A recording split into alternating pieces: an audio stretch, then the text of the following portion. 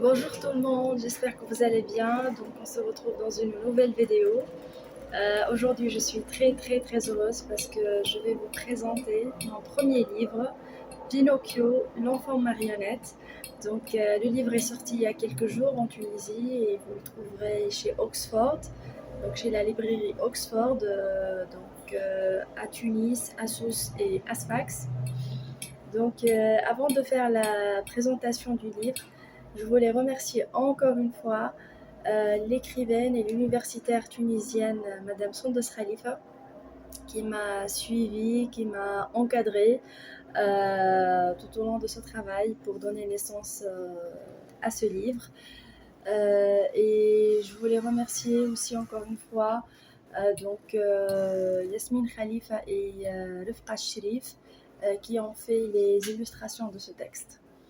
Voilà, donc Pinocchio, l'enfant marionnette, est un livre et un cahier de coloriage.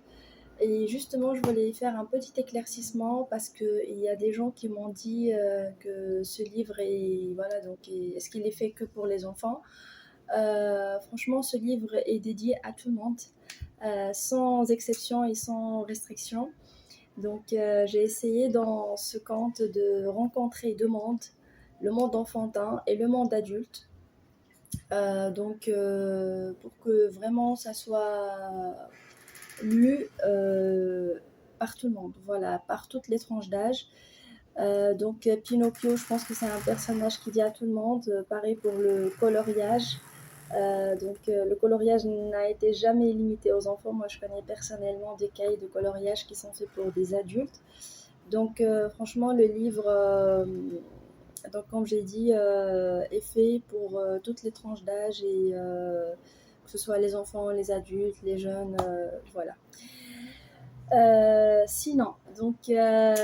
Pinocchio, l'enfant marionnette, de quoi parle le livre?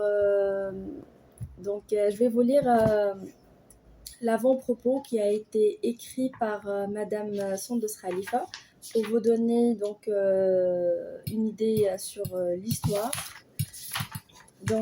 Raïda m'a envoyé son texte pour me demander mon avis en me disant c'est un petit essai, une première expérience. J'avais beaucoup de travail à ce moment-là, mais après quelques semaines, je me suis décidée à ouvrir le mail et j'ai commencé à lire. Découverte. Pinocchio, l'enfant marionnette, est un conte qui me rappelle le petit prince de Saint-Exupéry, à la fois dans sa simplicité et dans sa force. L'idée d'un enfant Pinocchio, marionnette aux mains de ses parents et de la société, est bouleversante. Bouleversante de véracité. Le texte est tellement puissant en racontant pourtant des événements très simples de la vie quotidienne. Il y a tellement d'enfants et de jeunes Pinocchio qui souffrent tous les jours en silence, qui cherchent leur chemin, qui cherchent un rayon de soleil. Ils veulent tout simplement être eux-mêmes et valoriser leur talent propre. J'espère que ce conte provoquera un déclic chez le lecteur, un déclic chez le parent lecteur qui comprendra alors l'ampleur du contrôle, voire de la manipulation exercée sur son enfant, souvent inconsciemment. Et un déclic chez le jeune lecteur qui prendra son courage à deux mains pour sortir de sa condition de Pinocchio et se libérer. Voilà, je pense que vous comprenez un petit peu de quoi parle le livre. C'est de Pinocchio, un enfant marionnette qui est contrôlé à la fois par sa famille et par son entourage. Sa famille l'empêche de suivre sa vocation, d'avoir ses propres choix.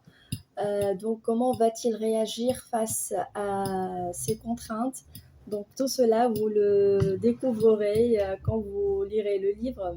Moi, je ne veux pas vous spoiler l'intrigue, mais c'est juste pour vraiment vous donner une présentation brève et vous donner également envie de lire le conte. Alors ce que je pourrais vous dire aussi, dans le conte, vous trouverez des illustrations, comme j'ai dit. Vraiment, c'est comme, je peux vous montrer, il y a 17 chapitres, et donc ce sont de petits paragraphes. Dans chaque chapitre, vous trouverez du texte et une illustration. Je ne sais pas si c'est clair avec la lumière. Et juste, je voulais dire une chose très importante par rapport aux illustrations. Donc, certes, on peut faire du coloriage, mais pas que, parce que les illustrations, en fait, elles sont pas faites juste pour faire du coloriage. C'est pas l'objectif. C'est bien sûr, je voulais, comment dire, faire plaisir aux enfants et donc aux personnes qui aiment faire du coloriage. Mais les illustrations, comme leur nom l'indique, donc c'est pour illustrer le texte et même parfois pour transmettre l'idée. Donc, parce que quand j'ai écrit ce texte, parfois je me suis renoncée à écrire certaines idées et j'ai préféré qu'elles soient dessinées. Donc, franchement, je trouve que les illustrations sont aussi importantes dans le texte, enfin, sont aussi importantes que le texte. Et elles transmettent des messages, des idées, voilà, qui servent à faire mieux comprendre le texte au lecteur. Voilà, donc sinon vous trouverez aussi des poèmes que j'ai écrits moi-même pour voilà, donc illustrer encore une fois le texte, pour donner un aspect poétique également. Vous trouverez aussi un monde théâtral. Donc, je vous rappelle que donc, bon, pour ceux qui ont connu l'histoire ou qui ont lu déjà l'histoire, peut-être ils le savent, mais donc Pinocchio est bien évidemment est une marionnette, mais le père de Pinocchio dans cette histoire est un marionnettiste. Donc, il travaille dans le théâtre et donc il y a des termes qui appartiennent au théâtre dans ce texte. Il y a quoi d'autre? Il y a de la narration, il y a de la description. Donc vraiment, j'ai essayé d'entrecouper dans ce petit conte les trois genres littéraires, donc notamment la poésie, le théâtre et bon, le roman. Je peux pas dire, il ne s'agit pas d'un roman, mais comme je vous ai dit, il y a de la narration, il y a de la description.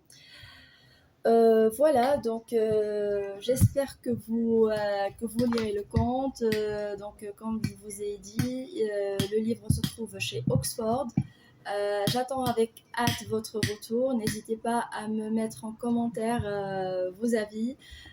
Donc voilà, et merci beaucoup. Au revoir.